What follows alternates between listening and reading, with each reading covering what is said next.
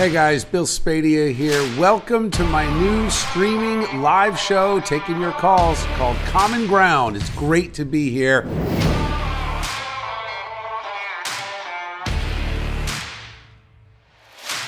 We are going to restore liberty and prosperity to the Garden State and to this entire country.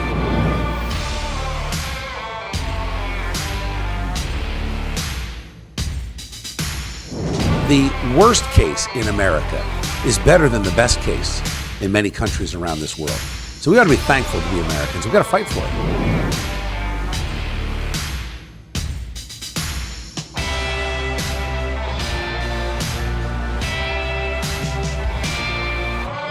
And my commitment to you is I'm going to use that position, I'm going to use that power to help empower you and make our community stronger, make our business community stronger, empower our parents, empower our nurses and our teachers and our janitors and our bus drivers and our lawyers and doctors and patients and nurses and dental hygienists and everyone in between, from the over-the-road to the regional and local truck drivers to the folks that are stacking shelves at Walmart. Every one of you deserves a voice because you're an American.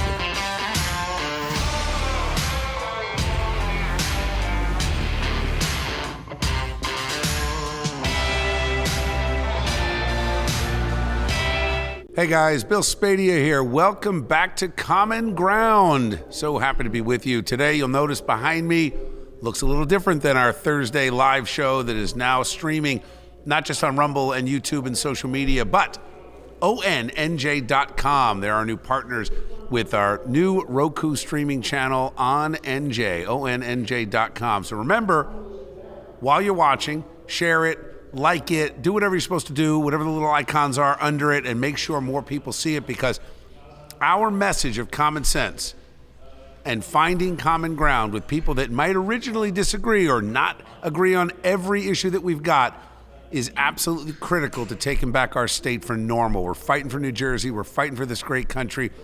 Now, the background behind me, I am at, what an awesome place, the Palace in Somerset, New Jersey. Somerset, New Jersey, in the heart of Somerset County, central New Jersey. Palace is a great venue. The conference is a seat at the table, and you can go to asattnj.org. Too late to buy tickets for tonight, but you want to stay in touch, because this is a great opportunity for like-minded folks, parents, teachers, cops, firefighters, truck drivers, and everyone in between, small business owners, you name it, coming together to find that common ground to say, what are the solutions that we need to implement to take New Jersey back? Now, one of the things that I've been talking about, not just on the morning show, but certainly on Common Ground, we've covered a lot of ground on this, and that is the sexualization of our children. Specifically, and I've told you this story before, right in the middle of all the lockdowns, June 2020, the Department of Education got together with Garden State Equality and the ACLU, and what happened? They concocted this outrageous school program that essentially taught sex and sex acts, in addition to all the gender confusion, to grade schoolers. Now, we've been able to fight back over the past year. There has been some discussion of changing it to be more age appropriate. We've had about 40 government entities opt out of it, so there is some progress being made. Sadly, what we've discovered on our journey over the past 2 years is that there are school libraries across the great state of New Jersey with books that I am telling you, I would be too embarrassed to show you what the content of these books are. Sex acts between cartoon figures depicting older men with younger boys. I mean, really, really aggressive, sexually explicit material. And these are in our school libraries where we've got young kids that have access to it. It's not right. A lot of parents are starting to fight back. Well, something happened. One parent who joins me now, her name is Kristen Cobo. Kristen is a mom in Morris County, New Jersey. Now, she's got young kids. And what she discovered in the high school in Morris County, and Roxbury in particular, was explicit material not appropriate for most kids, certainly not grade schoolers. So she fought back. She called them out. What happened? The school librarian has filed a lawsuit against this mom for standing up for her kids and all the other kids in the school. Kristen, great to have you. Thanks for having me, Bill. Okay, let's go back. What's the first thing that happened? How did you discover the material to begin with? So some friends of mine, we were very active on social media. We caught wind that there were books being placed into school libraries, sexually explicit in nature. So we did a little digging and found that in our home district in Roxbury High School, every single one of the questionable books was there. You had them all, not just one, every single not two, one you had them all. We had them all. Yeah. So when you discovered this, who did you first go to say, hey guys, not appropriate, not cool, what are we doing? So initially we went directly to the superintendent and assistant superintendent, and we said, this is against what we're teaching in our home. We want to be able to direct the upbringing of our own children. Where do we go? And she said, you can email the librarian directly. We did so. We asked specifically about these books, if they were there. Do you remember some of the titles? Can you share some of the titles with us? Gender Queer, Fun Home, This Book is Gay, Me, Earl, and the Dying Girl, to name a few. This book is gay. I'm not even sure I understand that. Yeah. Yes. So what did the librarian say? You email her. What does she say back to you? Does she respond? Yes, that the books were present, in fact, in the library, that they were reflective of the community, and that if we had any questions, we could fill out a challenge form. So you did that? So we did that for one of the books. What is a challenge form? What does that mean? It sounds like we're playing a game. Proves that you read the book, that you specifically state the parts that you don't like, and what you're. So you did that. What you're questioning. We did that. What kind of things did you point out? I mean, I mentioned a few things, and I've seen some of these books. Right. I mean, I've seen this books like this available to fourth graders in towns like Lawrence. I mean, and actual sex acts, women and women, and with older and younger depicted characters, men and men, and everything in between. Right. So the point is, there's no literary merit to these books. So are they educational? Absolutely not. They are there to essentially, in our opinion, sexualize minors.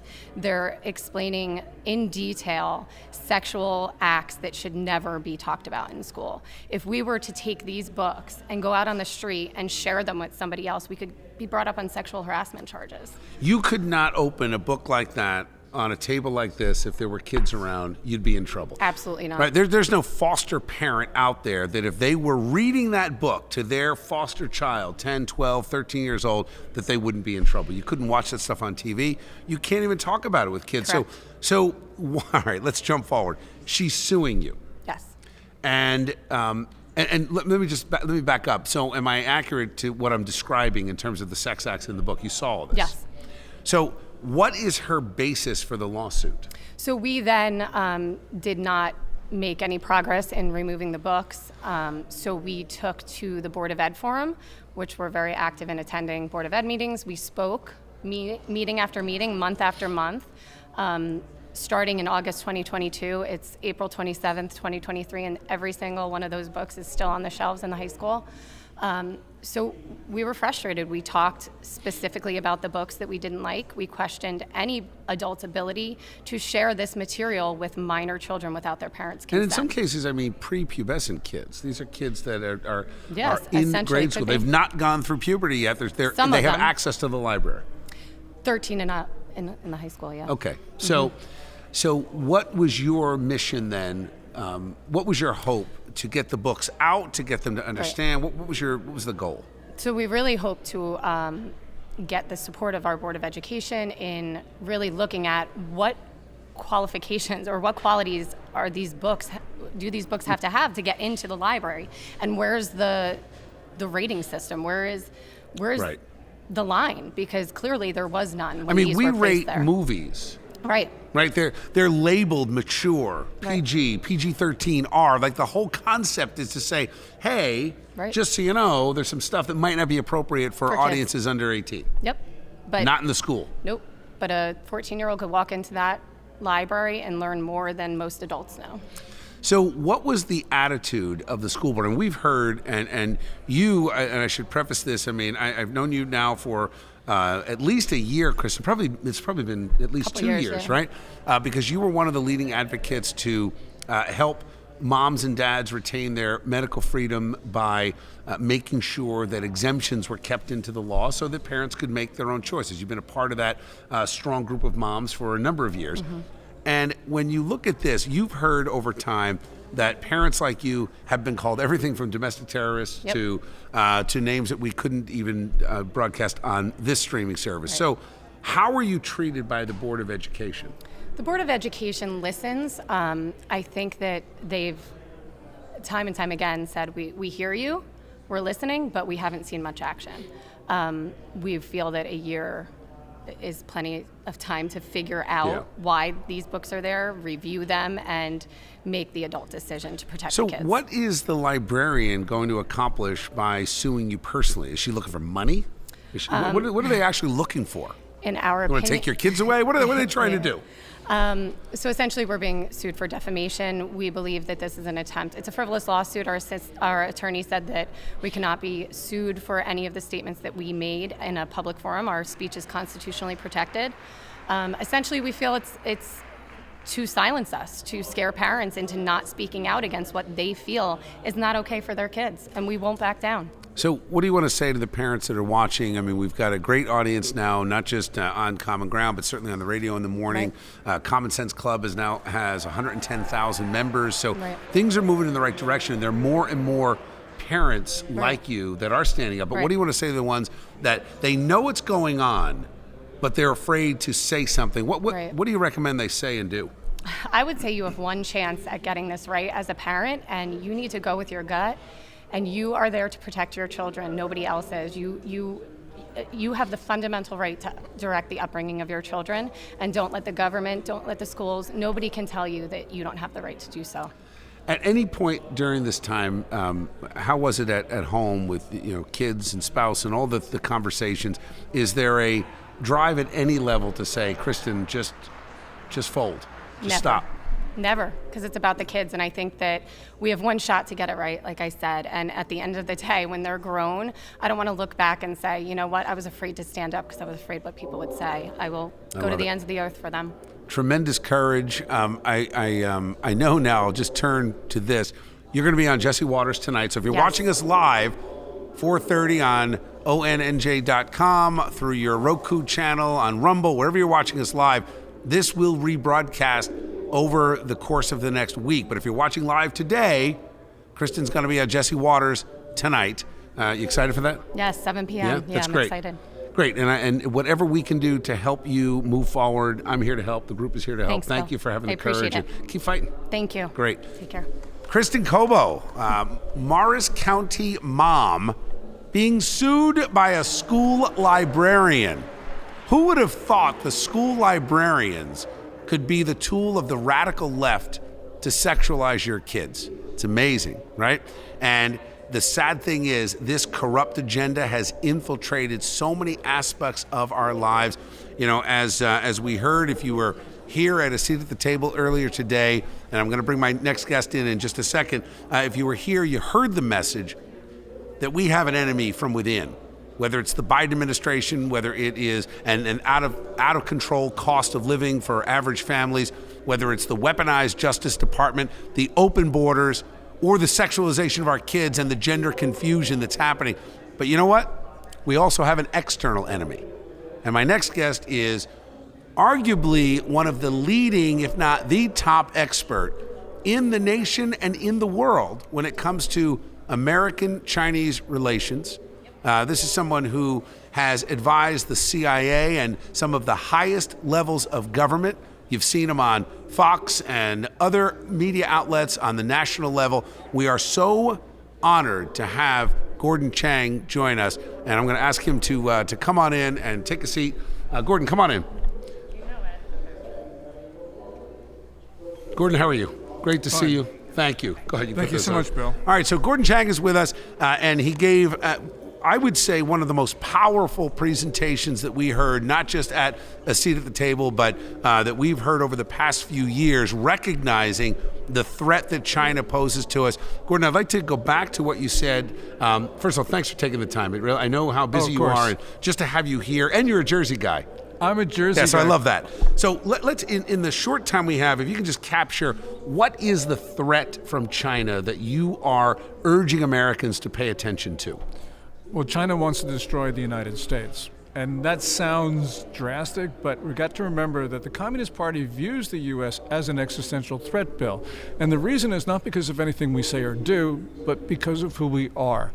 An insecure regime is worried about the inspirational impact that we'll have on the Chinese people because of our values and because of our form of governance. And so the Communist Party feels it cannot survive with the U.S. in existence.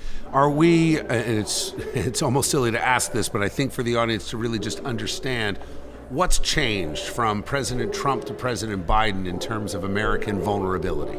Well, the Chinese see Biden as easy pickings. Now, Chinese leaders have, they can deal with soft American presidents, they can deal with tough American presidents. They can't deal with unpredictable American presidents. Trump was unpredictable. He kept the Chinese off their game, and that's why we had 4 years of peace with China and Russia. But they know Biden. They believe they have his number. They believe they've corrupted him. And so right now they're running free. I mean, in the sense, you look at Iran, you look at Saudi Arabia, Brazil, France, now Sudan. The Chinese are taking down existing governments, and God knows what's going to happen here. Was the balloon incident a precursor to a potential coming war with China? I think so. For one, first of all, it showed their utter disrespect for the United States. And we got to remember that they were surveying nuclear weapons sites. There was the Maelstrom, F.E. Warren, Minot, Offutt, Whiteman Air Force bases, where we have incredibly important strategic sites. Also, the Chinese were learning a lot of signals intelligence from the United States. They were picking it up as we were trying to jam their signals, as well as they were seeing how specific commands reacted to the intrusion. How about these police stations? You mentioned it in your speech, and I've talked about it on the radio, and I read an article, and honestly, I had to dig deep because I didn't believe it, that the Chinese Communist Party has active police stations in the United States, Los Angeles and New York in particular, that they are, spying on their own citizens? What is the purpose of that? How is that being allowed by the American government? Yeah, and here, the reason that China opened up fixed locations, and there were 7 of them, one of them has been closed by now, is because for decades, American presidents have allowed Chinese consular officials and Ministry of State Security agents to operate on our soil, sometimes committing crimes and getting away with it. So of course they feel, well, why don't we just open up a formal location? And what these locations were doing, they say, well, we're just helping Chinese citizens get driver's licenses. Like an extension of the consulate. Even that is a violation of American sovereignty because they need to get approval to do that, and they didn't get approvals. But also, they were keeping track of people who were legally in the United States, trying to intimidate them to force them back to China. So this was gross violation of our sovereignty, and clearly we have to close them. And the thing here, Bill, we didn't hear about this from Biden or the FBI. We heard it from the New York Post and Safeguard Defenders, which is a Spanish-based NGO. So this is just unacceptable. What can local government act on that? I mean, not that the mayor of New York City would act on it, not the current mayor anyway, but does this have to come from Congress? Does it have to come from the president? Is it a federal issue? Or could a state close that down and bar it and say, you're out of here? Yeah, first of all, the federal government has the authority to do that, but also if they were committing crimes on American soil, then a state has the right to close that down. So there was any number of things that, any number of levels of government could have gone after these police stations. What do you think the longer term, I mean, you said it at the top, that they are our enemy. They're looking to destroy our way of life, our country. I mean, maybe they're looking to divide it up at the Mississippi between the Russians and the Chinese. I don't know. Is that far-fetched, or what is it that you think the next step would be? Is this a nuclear crisis we have to worry about? Is it a fear that with 1.4 billion Chinese living in China, is it an invasion? I mean, what is the next step? Or is it just the destruction and disintegration of our morals, our values, and our infrastructure, which we're already seeing? Yeah, and the disintegration of our government. They work for that. They're involved in our political process. So this is like all of the above. I mean, they think they can't take down the U.S. government in 2023, but they're working on 2024, 2025. So really what they are working at is taking down our society, because they do believe that they are the world's only legitimate rulers. And so in their eyes, we're just a colony. So what do you think happens next? I mean, let's talk about this, the idea of they're looking at our nuclear facilities, over North Dakota, over the Wyoming, et cetera. What could they be planning in your expertise? And you spent 20 years working and living in China and Hong Kong, so you know it from a depth of understanding that most people don't. Do you think they would go so far as to launch let's say, a preemptive attack? If they thought that we could not respond. One of the things that we believe that they were doing with that balloon was figuring out how to disrupt signals on command and control of our nuclear weapons. Now, if they felt that and confident about it, that they could prevent the President of the United States from launching a retaliatory strike, well, then, God knows what the Chinese will do. I mean, they can take us by surprise. We think it's incomprehensible, but who knows? What would you advise? Let's say we have a new president. Clearly, this president not paying attention. It seems that he doesn't even realize that he's president, but he's running again. But let's say we elect a new president, whether it's Donald Trump, Ron DeSantis, or someone else. What would you advise that president to do? What would be the first three things to do to keep this in check? Well, the first thing, in general, I would believe in severing relations with China because they're overwhelming us. And because of that, we could lose our society. So the first things you could do, you could cut trade. There are a lot of Chinese products that are made with forced or slave labor. We have tools on the books, the 1930 Tariff Act, as well as the Uyghur Forced Labor Prevention Act. I would start enforcing those. And by the way, all those solar panels from China, it is clear that they are 100% made. The companies that make them, they all use forced or slave labor. That changed in 1994, right? This was Bill Clinton. As I understand it, Congressman Chris Smith came on the show a few weeks ago and he said, look, Clinton delinked human rights violations with trade. Yes, that's right. Was that the start of the fall? That's the start of the fall, and Chris Smith has got a bill to start to reverse that process, which is a good thing to do, because why should we enrich a hostile regime? We should be helping our friends. We should be helping countries closer to us, and we should be helping Americans, because a lot of this manufacturing could be done in America itself. Maybe not all of it, but a lot of it could be. What about immigration? I mean, you've got 200 now, as I understand from Jim Jordan, who's been talking about this, congressman from Ohio. I think would have made a great speaker, not knocking Kevin McCarthy, but I hope at some point Jim will get to that point. But he's talked about over the past year, it's grown 180, 200,000 illegals crossing the southern border. Now we're up to somewhere close to 240,000 illegals a month coming across the border. Is that strictly a South American, Central American problem, or are we seeing a lot of Chinese immigrants come over? And is that a threat to our a little bit less than that?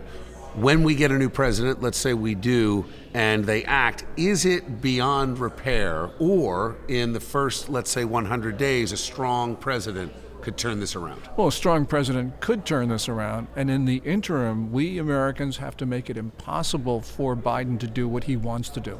We've done that on a number of occasions, such as COVID origins. We've forced the president to actually have that investigation into the origins, which was a whitewash. But because of that whitewash, there are information that's coming out, like the FBI and the Department of Energy reports about how they think this came from a lab. And so that gives us the ability to talk about this, to put more pressure on the administration. I know that it's not a satisfactory way of dealing with this, but at least it gets us to where we have to be going into the 2024 election. So we deal with the border, we close the police stations, we relink human rights to trade, and then we stop their balloons from spying on us, and maybe we'll at least get somewhere down the track to get our sovereignty back. Sever trade, do not permit investment into Chinese equities, don't permit the Chinese to invest in ours, end technical cooperation, a lot of drastic things, but we need to do it because the Chinese are taking over America, and so we absolutely have to defend our society. Thank you. Gordon Chang. Thank you, Bill. Always great to see you. We'll have you back. Thank you. All right, thank you. That is Gordon Chang. I told you, he is. We will do is I will share his information in terms of the books that he's written and things that he's done with you on my social media. Make sure you follow me at Bill Spadea on Twitter, on Instagram, on Facebook. I am Bill Spadea Official. And I want to make sure that you go to jointhefight2023.com, jointhefight2023.com. Okay, I want to turn the conversation now. We talk about the back to the enemy within. We heard kind of the outside enemy and the inside enemy with the incompetent and complicit Biden administration. But one of the issues that we're finding, and as you know, my wife Jody and I have been around the state. We're doing 3 and 4 events every single day. And one of the things that we have been spending time is in something called the micro school. And micro schools are a collection of parents that get together, they hire certified teachers, they run a curriculum that is outside of what the public schools are doing. And what a lot of people are starting to say is, maybe it's time that parents had a choice in education. My next guest is arguably the leading advocate for school choice. His name is Corey DeAngelis, and we're really happy to have you. Corey, welcome to Common Ground. How are you? Hey, doing well. Thanks for having me. All right, so you are a senior fellow at the American Federation for Children, so you are an advocate for children. I'm going to say by association, an advocate for common sense in education, parental choice, and to have government get out from in between mom and dad and their kids. That's right, and I advocate to fund students, not systems, to have the funding that's meant for educating your child, follow them to the education provider that best meets their needs and aligns with their values. And we've had a lot of success over the past few years because of people like Randy Weingarten and the teachers unions for overplaying their hand and awakening a sleeping giant, the parents who just want more of a say in their own kids' education. So we have a longer term plan in New Jersey going through 23, 24, 25, and we're hoping to get back a majority for common sense candidates, specifically Republicans, because the Democrats have completely gone overboard. But I'm hoping that will start in 23 and end in 25, and we'll actually be able to implement these policies. There are a number of states, I may get the number wrong, I don't know if it's 9 or 12 or 13, but a number of states that have already implemented school choice legislation, and it's working. How would that model, let's say you had the ear of the majority leader in the Assembly, the Senate President, and the governor, let's say over the course of the next couple of years, what would be the advice? How would you get that done in New Jersey? Yeah, it's actually over 30 states have some form of private school choice already. In the past 2 years alone, though, 6 states have gone all in, allowing all families to access their kids' education dollars to take it to the school of their choosing. That could be the public school. If you like your public school, you can keep your public school. But for real this time, unlike with your doctor, right. if unlike not, with Obamacare, right? Exactly. But if not, you could take the funding to a private school, charter school, or home-based education option. They're mostly red states right now that have GOP trifectas. So One way to get it done here is to elect Republicans who vote for their party platform issue of school choice and empowering parents with education freedom.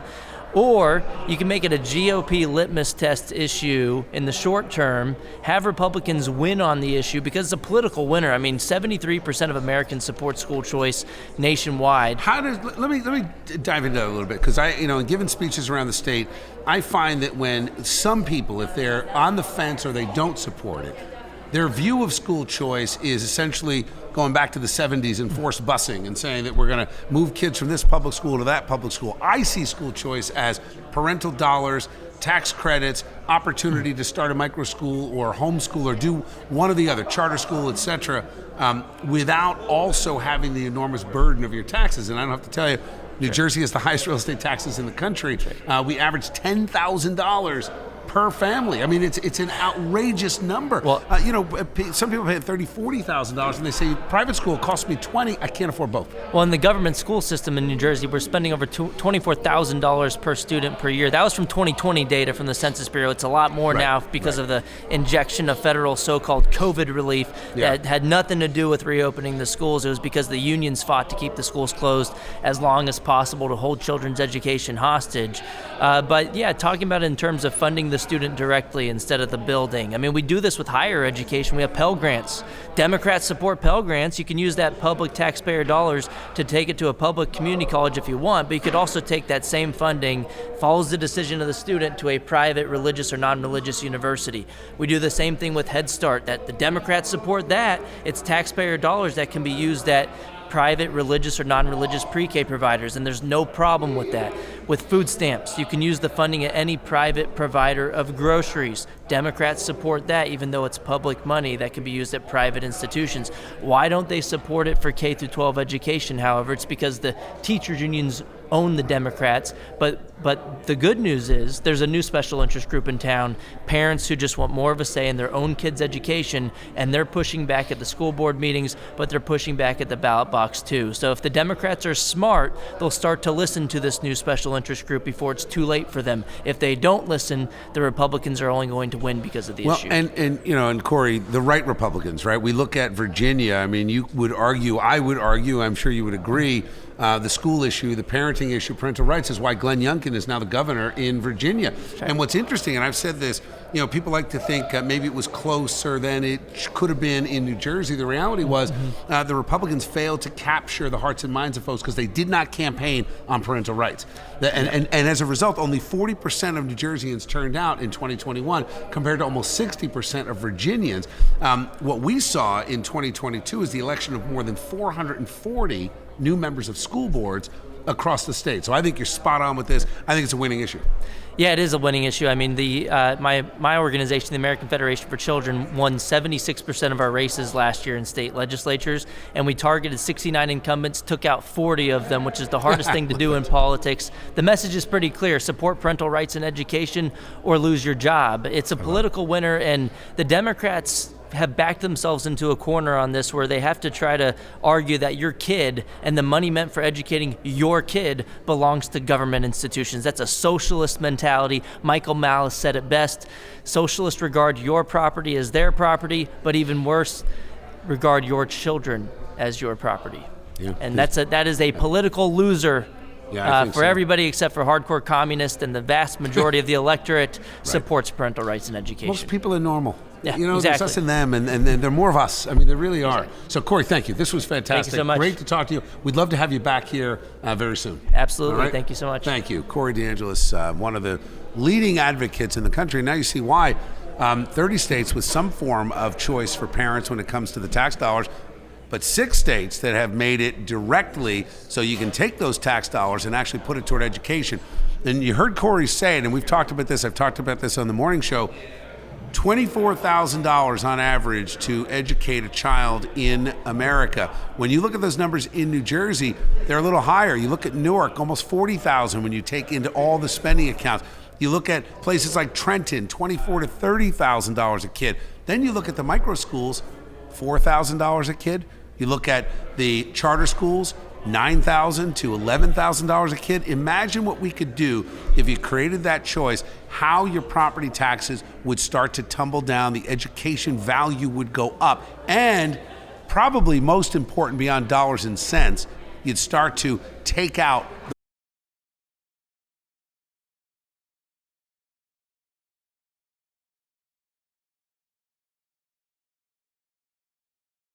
to capture the hearts and the minds of voters is to run strong Republicans, thoughtful Republicans, critical thinkers, independent minds, people that will lead and not just take the scraps off the table of the Democrats. And one of the ways we're going to get there is we are working directly with the infrastructure of the Republican Party and some great county chairs across this state. We were joined earlier. Fabulous speakers. Everybody brings the not only great Republican conservative ideals, but practical plans to execute. Yeah, it was phenomenal. My first time here, but I will be back again. We'd love to have you here. Tell me a little bit of what's going on in your local districts. You are aggressively fighting to take back the 4th legislative district.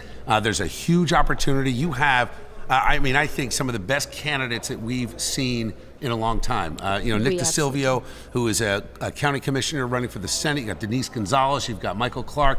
I was thrilled to see everybody here. I know Nick couldn't make it today, but to see Denise, former Marine, fighter, and Michael. Michael is 24 years old. This guy, incredible. he represents youth and energy. How did you find them, first of all? And let's talk about how we're going to help them win. Well, Nick was easy to find because he ran him for commissioner, and he's been successful as a county commissioner. He ran for us a couple of times. Nick does a phenomenal job in this district. This district is so winnable for Nick. He brings to the table his core family values. He got involved in politics because his adult daughter, adult now, is a special needs student, and he recognized in Franklin, where he lived, that school district was not meeting her needs. Every year, the cuts were from the budget that affected the special needs students. He ran for school board. He was on school board for 6 years. Not only did he bring common sense to the school board, he brought the ability to cut the budget during the years that Nick was there. They cut over $500,000 of the budget. So not only did they not increase it, they brought it cut spending back. It's incredible, right? How do you do that? You do it by looking critically at where you're spending your money and what the needs are. And not only did they cut the budget, but they met the special needs students' needs in a better, more effective way. Jackie, that's the thing. I've told people that they talk about how conservatives want to come in and just destroy programs, and it's just not true. I've said that people have asked me, they said, with everything you're talking about school choice, are you looking to destroy and dismantle the Department of Education? I said, no, we're not looking to. I want to empower the Department of Education with the right people that believe in education and parents and kids, and not these radical woke agenda drivers who are, you've heard the stories with the sexualization of kids and everything else. How is that message resonating with the voters? So I know your candidates are going door to door. They're talking to people one-on-one. They're doing the grassroots work that needs to be done. How are voters responding to it? In a phenomenal way. First of all, anytime you go out and you meet a voter and you introduce yourself and you ask for that vote, you get a great response. When you ask for that vote and you say, I am running because your children, my children, all of our rights and our rights as parents have not only been negatively impacted, they're being diminished every single day. And the reason Denise Gonzalez got involved was for her children. And Michael Clark, who is not a parent, is a youth pastor. And as a youth pastor, he tells a great story. He said, I take these kids on overnight camping, his 20, 30, 40 kids. Every parent has a bag of antidepressant medication that he has to dispense while he's with these kids. It's absurd, right? So he's 24 years old, and he said, this can't stop. I can't live in this state under these circumstances, and I certainly can't bring a family into the state. So when they express that to the voters have been so receptive because they know now someone is listening to their needs. Taxes are always going to be taxes. Everybody's going to pay their taxes. Most people's taxes are buried inside their mortgage, right? So they don't even know what they're paying in taxes. Half the time, they know what's happening to their children.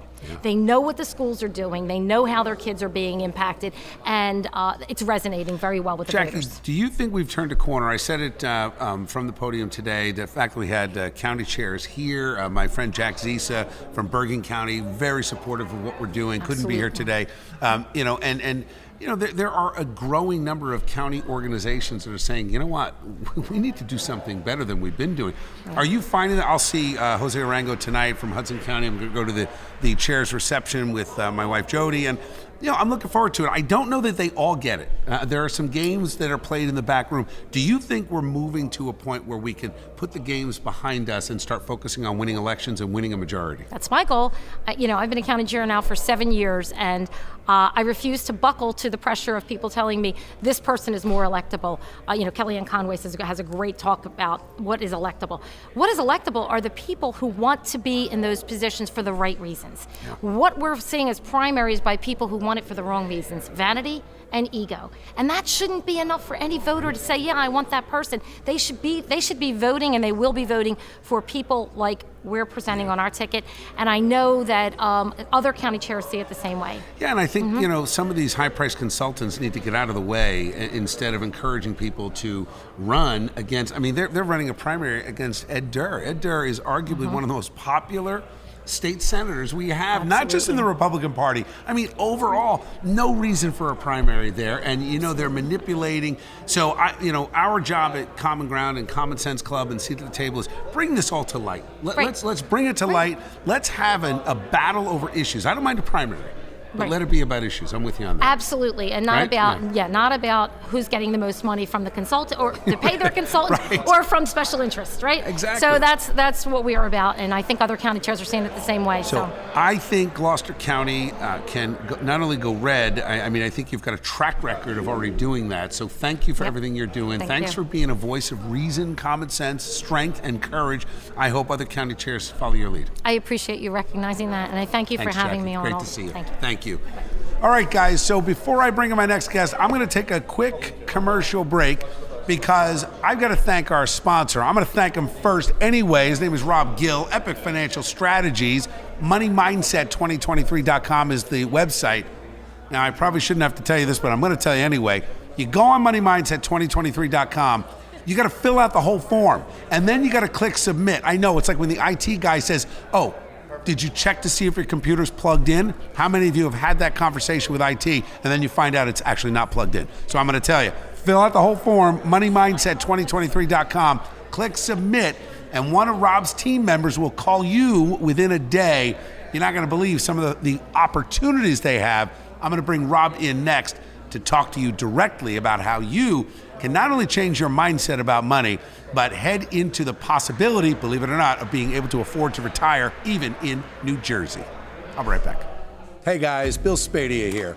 Like you, I am sick and tired of the culture of acceptance that has been beaten into us by Trenton politicians on both sides of the aisle. Accepting their higher taxes, accepting higher tolls, crumbling roads, accepting a radical school curriculum, accepting busloads of illegal border crossers, accepting prisoners being let out before they complete their sentences, and perhaps worst of all, accepting losing November after November. It is time to break the mentality of acceptance being pushed by Trenton politicians. We need to demand common sense policies and leaders who get it. I am excited to announce the launch of Elect Common Sense and to serve as its honorary chairman. It is time to get back to winning.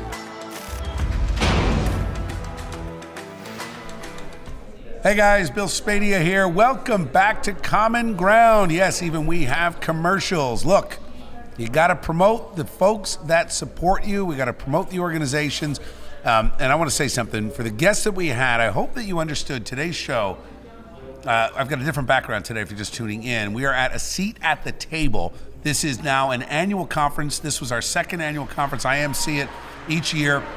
And the idea is to give you a seat at the table. That means the rest of us out there, the truck drivers, the restaurant owners, the bartenders, the cops, the teachers, and everybody in between, to have that seat at the table to do one thing, have your ideas heard, and to learn about all the ideas that are out there to make sure that we start moving this state and this country back into some sense of normalcy, because we have strayed way, way off of anything recognizable, whether it is our relationship with China, whether the fact that we're talking about Chinese communists running police departments in New York City and Los Angeles. Yeah, really happening. The fact that I spent $7 on a dozen eggs the other day. I mean, these are things happening. The absolutely perverted and disgusting and just completely beyond the pale books that we're seeing in our school libraries. You met a mom being sued by a school librarian, a public school librarian suing a mom for questioning the sexualized agenda of the kids. Nuts. So,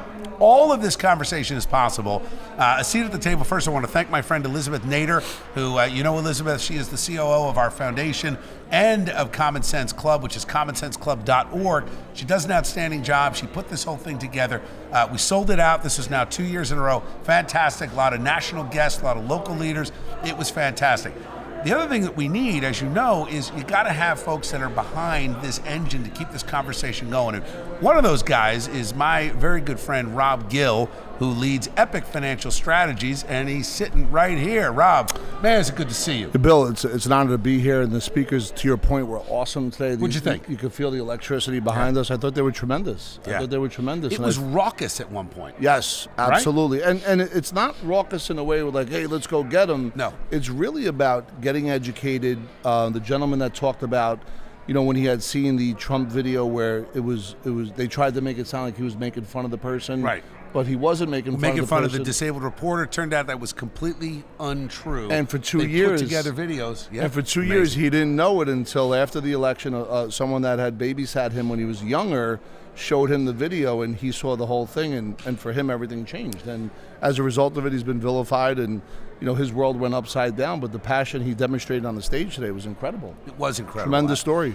It was a tremendous story, and story like that. Brandon Strock is his name, Yep. and the guy has suffered, but he saw the light. He turned around, and part of the reason, Rob, is that when he realized that the videos were doctored, that they were out of sequence, that President Trump was purposefully being vilified by the media that wanted to stop him, his mindset changed. Yeah, His mindset changed. You talk a lot about mindset, the website, moneymindset2023.com. Yep. Very important website. Yes, I'm telling people you got to fill the whole format. You got to click submit. I know. Yeah. But you got to do it. You got to go all the way to the bottom, click submit, and someone's going to call you.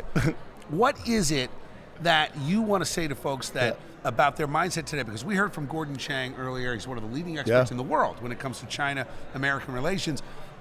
To be honest, he paints kind of a scary picture of what could be happening. Yeah, I think the first thing is, if you're overwhelmed financially, if you run out of money on the 15th, 20th of every month, and it happens over and over again, don't think that you can't make the change, right? Don't think you can't step in and really change the trajectory. But the truth is, where you are today is a result of your thoughts over the last 5, 10, 15 years. So that pattern has to get interrupted at first, right?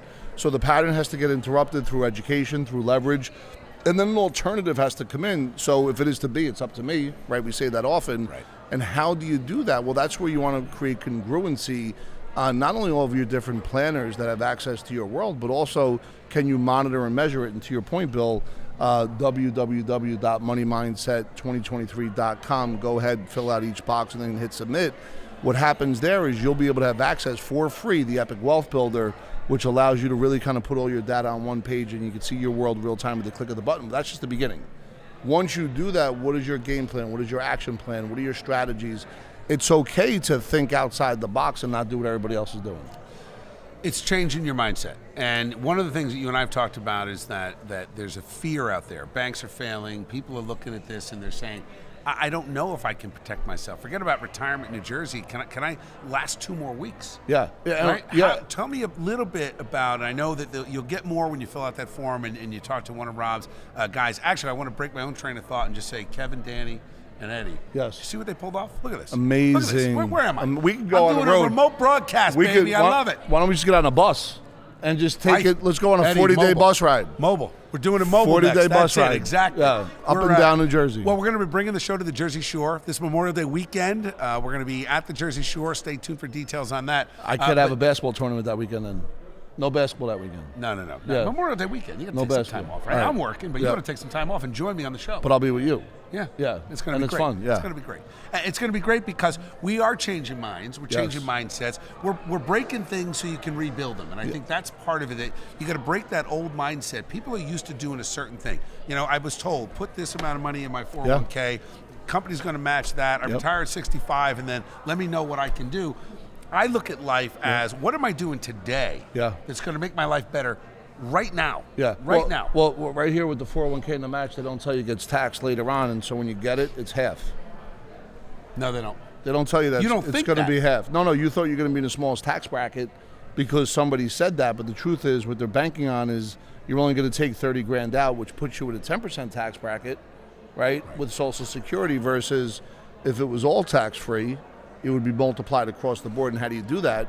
Well, you got to be able to diversify within and amongst asset classes. It's okay to go up to the match. And what do you mean by that? Meaning you don't put all your money into the stock market. That's what you're saying. Diversify. You got to own other things. Yes. And like what? I think with technology right now, you could be at home and have a home business at night, right? You could buy real estate. You could buy, if you fund the way we do it, is we use our life insurance strategy. We overfund cash value life insurance. So here's the difference. If you ever bought a life insurance policy before, you'll see in the first year, typically there's no cash value. With us, there's over 70% of that money in there for the first year to access.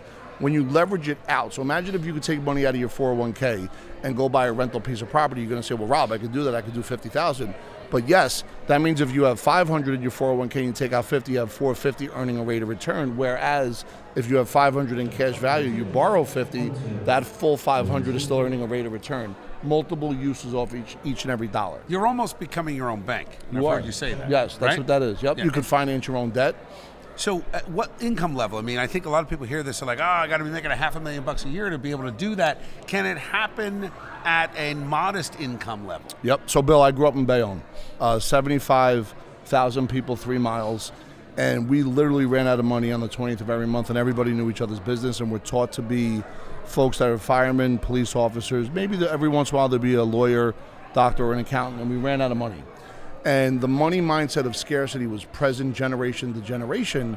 So from that standpoint, I don't stand for the privileged guy on Rumson Road. Yeah, I don't stand for the privilege. I'll take your money for this, but I don't stand for the privileged guy on Rumson Road. What I do, and I'll talk with you, but I want to be able to help everybody. I want to be able to help my dad. I want to be able to help my uncles, my aunts, my cousins that were all older than me that grew up in Bayonne and were stuck in a mindset that was a continuous repetitive pattern. So for me, there is no minimums. We say that often.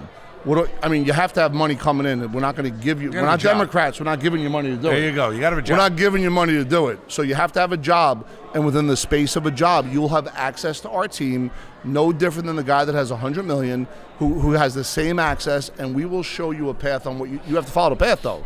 Like if we're going to create a membership for you at the gym, you got to go to the gym. How hard is it? Because I told you this story. I came clean on a couple of our early interviews. I mean, financially, I go back to when Jody and I first got married.